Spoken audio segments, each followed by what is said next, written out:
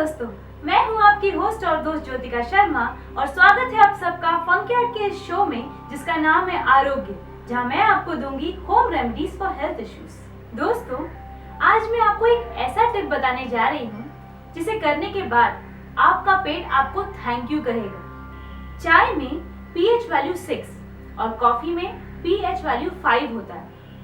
मैं जानती हूँ ये बहुत ही भारी टर्म्स है, तो इसे इजी करके मैं आपको बता देती हूँ।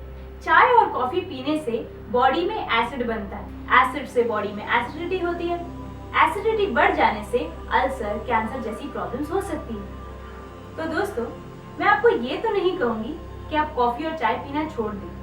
हाँ, लेकिन एक चीज आप जरूर कर सकते हैं कि चाय या कॉफी पीने से पहले 1 गिलास पानी पी लें। इससे जो एसिड से डैमेज पहुंचना है वो थोड़ा कम हो जाएगा। तो दोस्तों, उम्मीद करती हूँ आपको मेरा वीडियो पसंद आया होगा, और अगर मेरा वीडियो पसंद आया है तो इसे अपने दोस्तों में शेयर करना मत भूलिए। और हाँ, मेरा चैनल सब्सक्राइब करना तो बिल्कुल मत भूलिए। मेरे अगले वीडियो का वेट कीजिए। तब तक stay happy, stay blessed, stay beautiful.